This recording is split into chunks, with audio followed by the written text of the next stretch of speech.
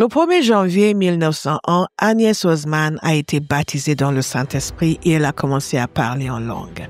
C'était la première fois depuis de très très longues années, des siècles, où une personne parlait en langue. Même s'il y a eu une action du Saint-Esprit dans ce sens pendant des siècles, en dépit du fait que l'Église traditionnelle ne suivait pas cette action du Saint-Esprit. Ce qu'il faut savoir, c'est que quelques années plus tard, le réveil a éclaté à Azusa Street avec William J. Seymour. Les gens venaient du monde entier pour recevoir le baptême dans le Saint-Esprit. Et ils repartaient dans leur pays, ils parlaient en langue. Les gens venaient de l'Europe, de l'Asie, de l'Afrique, de partout pour cette effusion de l'Esprit.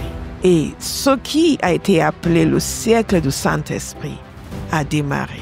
Nous continuons encore, même dans notre siècle, à vivre ces actions extraordinaires du Saint-Esprit.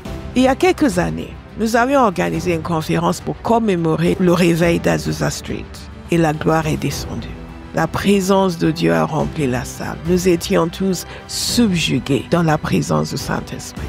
Il arrive que les hommes et les femmes qui connaissent Dieu se rendent compte qu'il y a une autre dimension, qu'ils ont faim, qu'ils ont soif de plus. Et c'est là où le Saint-Esprit intervient, qui nous amène beaucoup plus loin dans notre marche avec Dieu. Le Seigneur nous a mis à cœur pour cette Pentecôte d'organiser une autre conférence à la Pentecôte et de demander de nouveau que la gloire de Dieu se manifeste.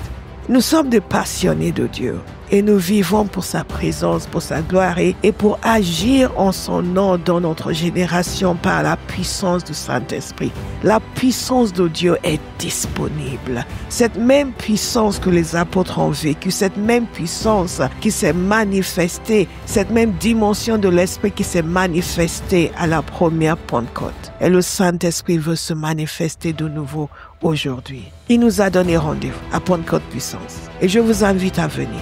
Nous allons nous attendre dans sa présence. Nous nous attendons à un déversement de l'Esprit, à une effusion de l'Esprit, à une dimension de l'action du Saint-Esprit au-delà de tout ce que nous avons connu jusque-là. Si vous avez soif, si vous avez faim, si vous êtes un passionné de Dieu, un amoureux de Dieu, c'est le rendez-vous pour vous. Ce ne sera ni en show, ni en spectacle. Ce sera des hommes et des femmes qui cherchent Dieu.